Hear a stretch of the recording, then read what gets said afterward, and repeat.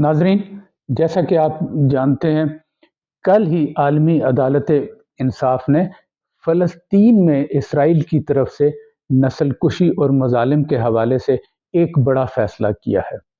कुछ लोग अभी उस फैसले में अबहाम पैदा करने की कोशिश कर रहे हैं कि उसके अंदर जो है जंग बंदी की बात नहीं हुई, सीज़फायर की बात नहीं हुई। इसलिए मैं चाहता हूँ कि ज़रा उस फैसले की जुज़ियात पे बात कर लें। ये तो आप जानते हैं कि 7 अक्टूबर को हमास ने एक बड़ा हमला किया इसराइल के ऊपर। इसके जवाब में इसराइल ने फ़लस्तीन में ख़ास तौर पे गज़ा के अंदर ज़ुल्म व बर्बरियत की वो मिसाल कायम की जो इससे पहले दुनिया ने कभी नहीं देखी। इस पर हम तफसील से कई मरतबा बात कर चुके हैं। नौबत यहाँ तक पहुँची कि इसराइल और अमेरिका के इत्तेहादियों ने भी जो है वो इसराइल की मजम्मत शुरू कर दी।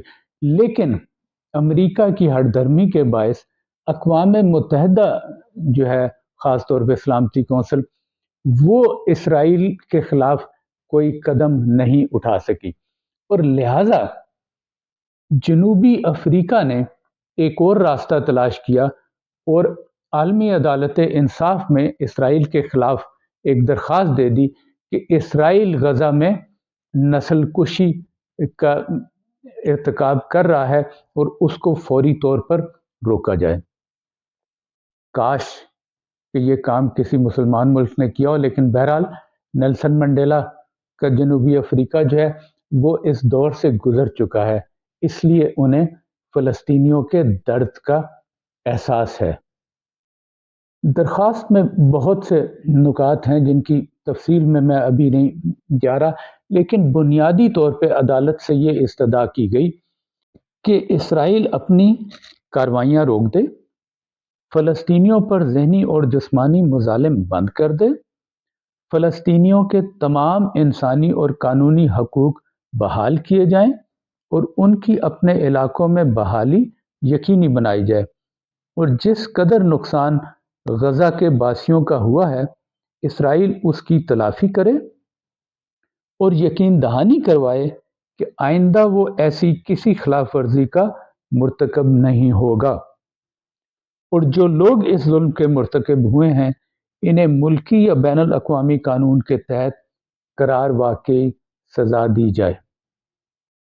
चूँकि इस किस्म के मुकदमात में अक्सर बहुत वक्त लग जाता है, कई साल लग जाते हैं, इसलिए इस दरख्वास्त में ख़ास तौर पर यह कहा गया कि मज़ीद जुल्म बर्बरियत को रोकने के लिए वक्ती तौर पे एक हुक्म इम्तनाई जारी किया जाए, जिसके तहत इसराइल को इस जुल्म से रोका जाए और अदालती अहकामात का पाबंद किया जाए।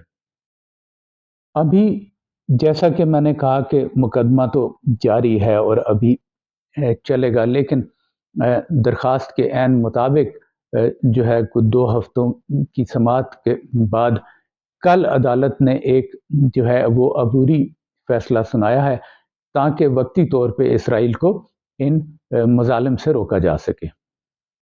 मैं समझता हूँ कि जो लोग इसमें अबहाम पैदा करने की कोशिश कर रहे हैं, ख़ास तौर पे मगरिब की तरफ से, या तो वो बहुत नासमझ हैं या फिर वो जानबूझ के शकूक व शुबहात पैदा कर रहे हैं।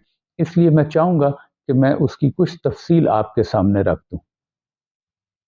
मैं अबूरी हुक्म का खुलासा आपके सामने पेश कर देता हूँ। सबसे पहले तो अदालत ने दरख्वास्त को काबिल समाअत करार देते हुए ये एतराफ़ किया कि बादियो नज़र में जनूबी अफ्रीका के इल्ज़ामात दुरुस्त मालूम होते हैं और ऐसे शवाहिद मौजूद हैं जिनसे इन इल्ज़ामात की तस्दीक होती है। अदालत ने अक़वाम मुत्तहदा की करारदादों के साथ इसराइली कायदीन के बयानात का हवाला भी दिया, जिससे वाज़ेह होता है कि इसराइल नस्ल कुशी पर अमल पैरा है। इसके अलावा उन्होंने मुख्तलिफ आलमी अदारों के नुमाइंदों की रिपोर्ट्स का हवाला भी दिया जो फ़लस्तीन में काम कर रहे हैं। मैं ये भी वाज़ेह कर दूँ कि 17 जजों में से सिर्फ एक ने कुल्ली तौर पे और एक ने जुज़वी तौर पे इस फैसले की मुखालफत की। बाकी 15 के 15 जजों ने जो है वो इस फैसले से اتفاق کیا۔ اس لحاظ سے یہ جو ہے نہ صرف جنوبی افریقہ کی فتح ہے بلکہ یہ پوری انسانیت کی فتح ہے۔ فیصلہ کیا ہے؟ بنیادی طور پہ 6 نکات ہیں، میں وہ ترجمہ ان کا پڑھ دیتا ہوں آپ کے لیے۔ نمبر 1، اسرائیل کو پابند کیا جاتا ہے کہ غزہ میں فلسطینیوں کی نسل کشی سے متعلقہ تمام اقدامات کو روکنے کے لیے اپنی ساری طاقت اور وسائل عمل میں لائے۔ نمبر 2، اسرائیل کو پابند کیا جاتا ہے کہ وہ غزہ میں فلسطینیوں کی نسل کشی کی ترغیب دینے والوں کو نہ صرف روکے بلکہ انہیں قرار واقعی سزا بھی دے۔ نمبر 3، اسرائیل کو پابند کیا جاتا ہے کہ وہ فوری اور مؤثر اقدامات کرے تاکہ غزہ میں فلسطینیوں کو بنیادی سہولیات اور انسانی امداد فراہم کی جا سکے۔ نمبر 4، اسرائیل کو پابند کیا جاتا ہے کہ وہ یقینی بنائے کہ الزامات سے متعلق ثبوت اور شواہد کو محفوظ کیا جا سکے تاکہ آگے کی کارروائی میں وہ کام آ سکیں۔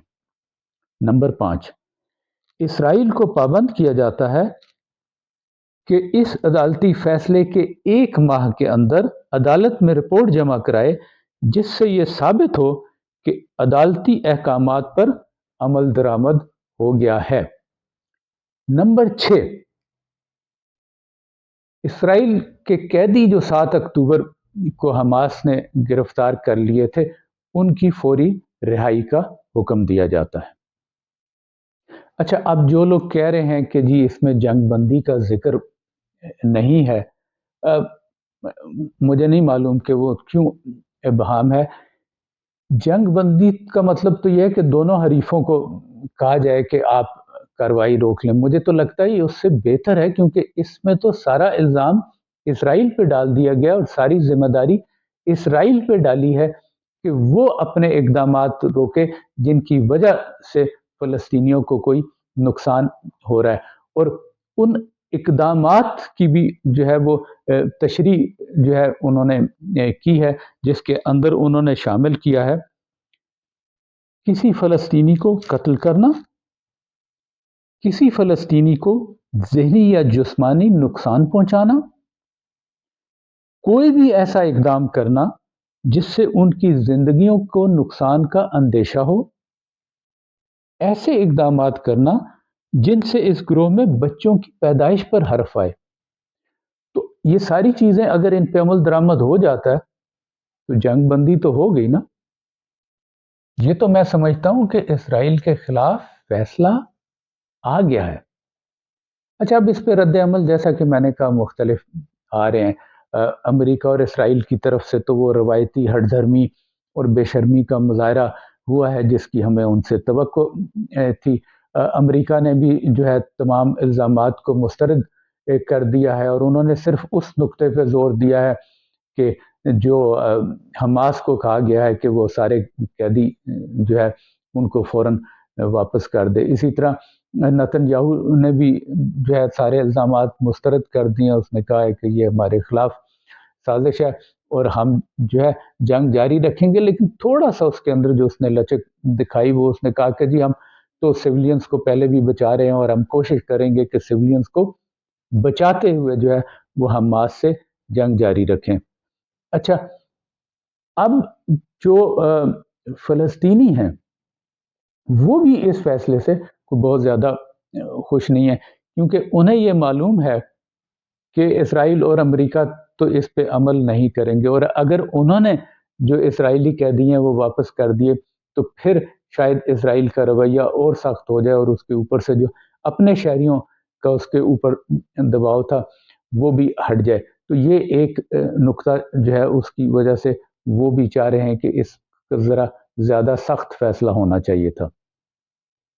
لیکن بہرحال ہمیں یہ ذہن میں رکھنے کی ضرورت ہے کہ عالمی عدالت انصاف کے پاس کوئی ایسا طریقہ میکانزم موجود نہیں ہے جس کے ذریعے وہ اپنے فیصلوں پر عمل درآمد کرا سکے۔ اس کا تو چونکہ تمام ملکوں نے اس کو مانا ہے اقوام متحدہ کے تحت، تو اس کا طریقہ یہی ہے کہ ممالک جو ہے وہ رضاکارانہ طور پر ان فیصلوں کو مانے یا پھر سلامتی کونسل جو ہے ان پر عمل درآمد کرائے۔ اب سلامتی کونسل تو جیسا میں نے شروع میں کہا کہ وہ جب تک امریکہ نہیں مانے گا وہ ویٹو کرتا رہے گا، سلامتی کونسل جو ہے وہ کچھ نہیں کر سکے گی۔ لیکن اس کے باوجود میں یہ سمجھتا ہوں کہ یہ ایک لحاظ سے یقیناً جو ہے فلسطینیوں کے لیے بھی اور جنوبی افریقہ کے لیے بھی اور جو امن پسند ممالک ہیں ان کے لیے بھی ایک فتح ہے کہ ایک ایسے ادارے نے ایک یہ فیصلہ دیا ہے۔ اب کیا ہوگا کہ اب امریکہ، اسرائیل اور یورپی اتحادی جو ان کے ہیں ان کے اوپر بھی ان کی حکومتوں پہ دباؤ مزید بڑھ جائے گا۔ پہلے ہی ان کی جو عوام ہے وہ اس کے خلاف جو ہے وہ سڑکوں پہ آئے ہوئے ہیں، اب ان کے لیے اور مشکل ہوگی اور ان کے اوپر اور عوامی اور سیاسی دباؤ بڑھے گا۔ تو مجھے یہ لگتا ہے کہ ہو سکتا ہے فوری طور پہ جو ہے اسرائیل اس پہ عمل درآمد نہ کرے، لیکن اس فیصلے کے انشاءاللہ بہتر اور دور رس نتائج برآمد ہوں گے آنے والے دنوں میں۔